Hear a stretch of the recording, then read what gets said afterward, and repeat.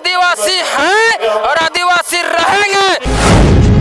आप आदिवासी इसलिए नहीं हैं, 200-250 साल का संघर्ष है आदिवासियों का। हम बता रहे, मुगल काल से लेकर ब्रिटिश काल तक हजारों लाखों आदिवासियों ने शहीद हुआ है। हमारा कहना, कितना आंदोलन का नाम बताएं है? कोल विद्रोह, मुंडा विद्रोह, हो विद्रोह, संथाल विद्रोह, चेरो विद्रोह, खरवा विद्रोह। हमको एक भी नाम बता दीजिए। कुर्मी विद्रोह, महतो विद्रोह, कुर्मी विद्रोह, गिना दे एक भी नाम।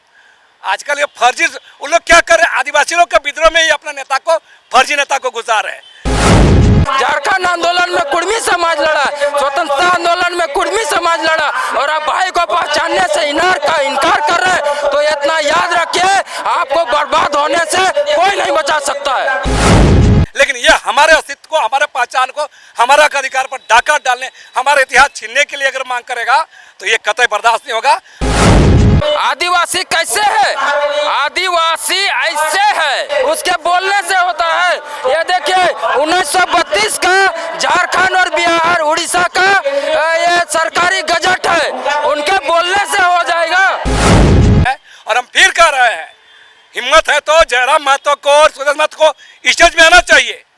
चुनाव को देखते चुप रहेंगे, चुनाव पार हो जाएगा, चुनाव जीत जाएंगे, फिर सब गाना गाएंगे, तो ये सब नहीं चलेगा, बता रहे हैं। चाहिए मतलब जयराम महतो इस रैली को कैसे देखते हैं? देखिए, मैं सीधी सी बात कहना चाहूँगा। फिलहाल जब 2016, उससे पहले हमारे देश में जो, चूँकि कहीं ना कहीं इस रैली को बहुत सारे लोग आरक्षण के दृष्टिकोण से देखते हैं, लेकिन मेरा मानना ये संरक्षण का दृष्टि है। तो आइए, अभी ये शब्दों का बौछार अभी आप सुन रहे थे। अब हमारे साथ है लक्ष्मी नारायण मुंडा, जो आदिवासी नेता है, और कुछ दिन पूर्व आपने देखा था इनके द्वारा भी एक आदिवासी रैली किया गया था। लेकिन आज बात फिर से सामने आ रही है, जो कुछ दिन पूर्व एक रैली हुई थी और रांची के ऐतिहासिक मोराबादी मैदान में कुर्मी महारैली, टोटोमिक कुर्मी महारैली। तो उस पर अपनी बातों को रखने के लिए हमारे साथ हैं इस वक्त लक्ष्मी नारायण मुंडा जी हैं। क्या कहेंगे? चुनाव सामने है, हर समाज अपनी अपनी एक तरह से देखें तो शक्ति प्रदर्शन का काम लगातार करते नजर आ रहा है। जो भी अभी रैलियां हो रही है, आसन लोकसभा चुनाव आ रहा है, और हम कहें एक दुकान लगा रहे हैं तोल मोल भाव के लिए, हम उसको इसी रूप में देखते हैं। जहां तक 25 फरवरी को जो हुंकार रैली हुई थी, हम उसको अहंकार रैली भी कहते हैं। ऐसा क्यों? जिस मांग को लोग कर रहे हैं, आदिवासियों के अस्तित्व पहचान पर, उनके हक अधिकार पर डाका डालने का बात कर रहा है और खुलेआम चेतावनी दे रहे हैं उन लोग, तो इसको हम क्या बोलेंगे? जनता का जनसैलाब आता है, जनता आती है, लोग बात रखते हैं और अपनी बातों को, तमाम चीज़ों पर सरकार को, पार्टियों को सवाल जवाब करते हैं और अपना मत बनाते हैं। लेकिन जो जिस तरह से वहाँ भाषणबाजी हो रहा था, मैंने ये कहीं से नहीं लगता था जैसा कि मैंने कल ये होगा कि मोराबादी मैदान में आप 5 करोड़ लोग जुटा लीजिएगा और हल्ला करिएगा और आपकी मांगे मानी जाएगी। अगर ऐसा होता तो इस लोकतंत्र में चुनाव आयोग को इतना खर्चा करने की जरूरत ही नहीं था, चुनाव कराने की जरूरत ही नहीं था, लोकसभा विधानसभा का जरूरत ही नहीं था। हम इस बात को कह रहे हैं कि उस रैली में, ऐसे भी हम उस रैली का फ्लॉप रैली है, कुर्मी समुदाय के लोगों ने ही उस रैली को, उन लोगों का हुंकार रैली, अहंकार रैली को नकार दिया। वही कारण था कि रैली में भीड़ जुटी नहीं। आप बोल रहे भीड़ जुटी नहीं, लेकिन वहाँ लोग कह रहे हैं कि ये सफल रैली रहा और काफी संख्या में लोग आए। हालांकि कुछ बातें यह भी मंच से सामने आई कि लोग कहते नजर आए कि प्रशासन के द्वारा गाड़ियों को रोक दिया गया। हर रैली करने वाला ही बोलता है, ये नई बात नहीं है। प्रशासन के द्वारा, प्रशासन क्यों रोकेगा? आपको पता होना चाहिए, मुख्य धारा की बहुत सारी पार्टियां कुर्मी समुदाय को शेड्यूल ट्राइब और आदिवासी बनाने के लिए अनुशंसा भी की है, जैसा इन लोग बार बार दिखाते हैं। तो जेएमएम में इसको अनुशंसा किया है, कांग्रेसी लोग भी अनुशंसा किए हैं, भाजपा भी अनुशंसा किए हैं। तो फिर क्या यहाँ पर कौन रोका? न केंद्र सरकार या राज्य सरकार, कोई रोकने वाला बात नहीं है। ये बिल्कुल झूठा दलील है। दरअसल अपनी असफलताओं को दूसरा पर मर रहे हैं।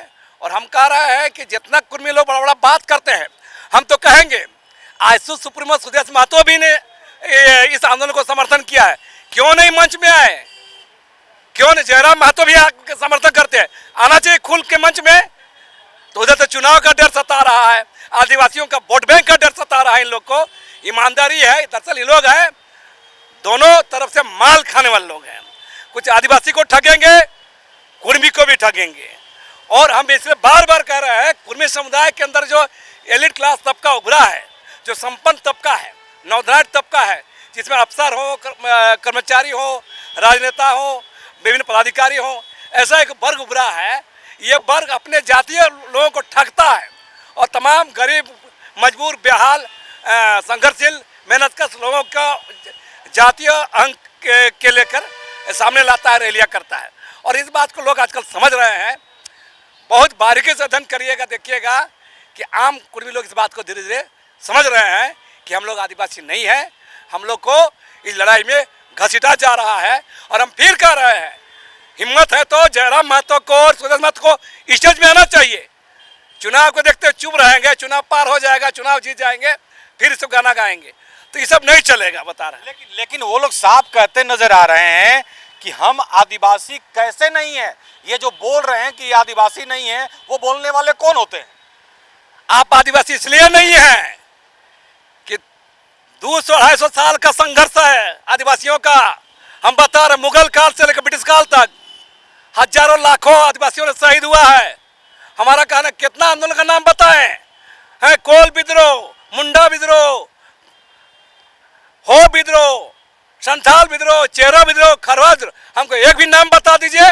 कुर्मी विद्रोह, महतो विद्रोह, कुर्मी विद्रोह, गिना दे एक भी नाम। आजकल ये फर्जी, उन लोग क्या कर रहे हैं, आदिवासी लोग के विद्रोह में ही अपना नेता को, फर्जी नेता को घुसा रहे हैं। जैसे संथाल विद्रोह में चाणकू महतो, भूमिज विद्रोह में रघुनाथ महतो, कोल विद्रोह में भूली महतो, फर्जी तरीके से। तो मेरा कहना है कि फर्जी बड़ा सवाल पकड़ लिया है लोग और जान रहे हैं।